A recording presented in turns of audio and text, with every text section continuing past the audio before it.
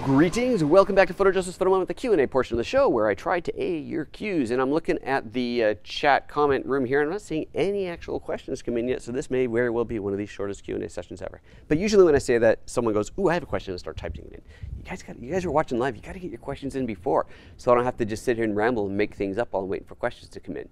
I see Burns talking about the buy once, cry once, and the bill comes in. Hey, you know, you got to cry at some point when you're paying the bills on these things. But I would, and you know, obviously, everybody's got a limited amount, well, most people have a limited amount of money, limited resources, you do what you can. I would rather cry when I pay the bill than cry when I'm on location and a light goes out. That's a better time to cry. But it's you know, it's a lot of money. I totally get it.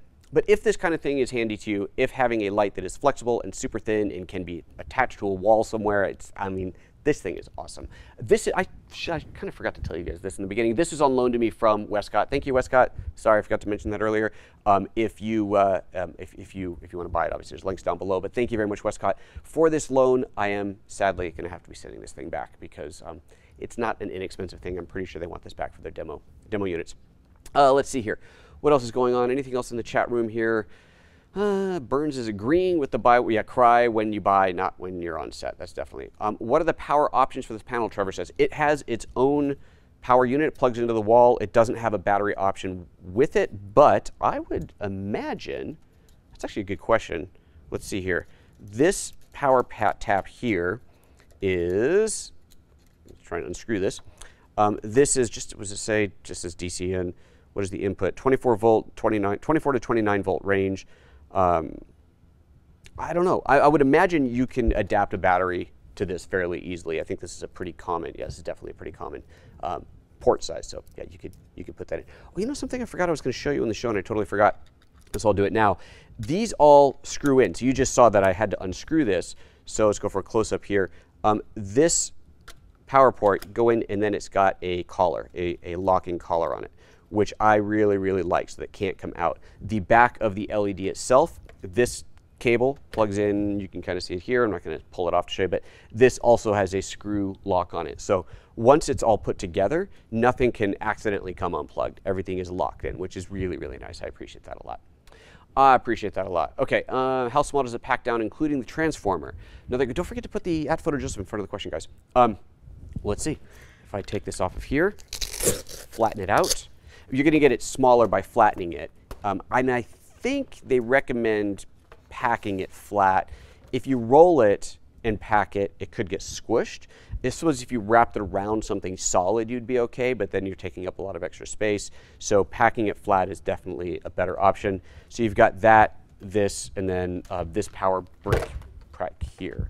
I've got this attached to my desk. So those are the power pieces for it, those two things, and then this is just a wall cable there.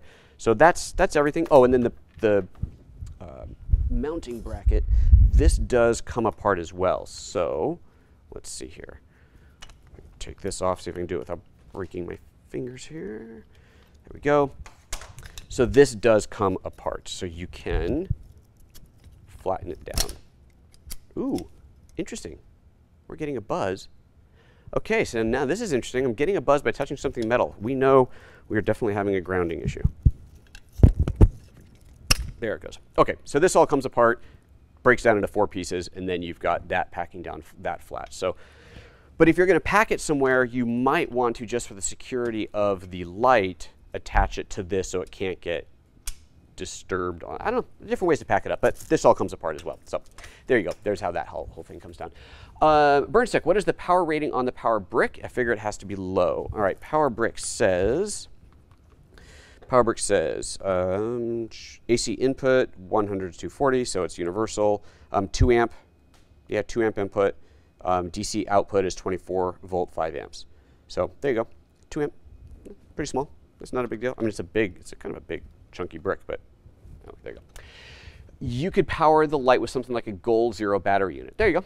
Okay. You just got to have the right adapter. And like I said, I'm confident that that power point on there is a pretty universal size. So I think if you needed to make it totally portable, you could do it. In fact, let's just see if it says anything about that on the web page. It does not. Let's see if anybody's asked about that. Let me go to the Q&A on this. See if anybody's asked. Type in battery, search that. No, nobody's asked about batteries on there. But it seems like it's something you could do.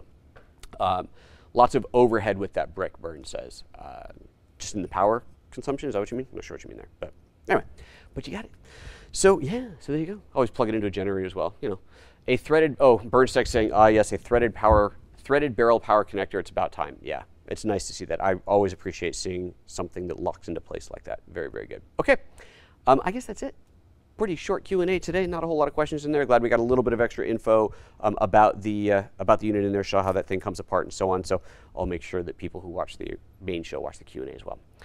Burns, one more thing. I was more curious for the use outside of shore power, say a remote location using batteries and inverters. Usually only me doing that. Hey, you know, a lot of people take these things on location. You never know. You just pull up a big old power truck with you. Like, no. Okay. All right, guys, that's it. We're gonna wrap out of here. I'm gonna take off. It is a Friday. It's about time to get this week wrapped up and get on with the weekend. Take care of yourselves, everybody. I hope you have a lovely weekend. We'll see you back here bright and early on Monday. Bye-bye.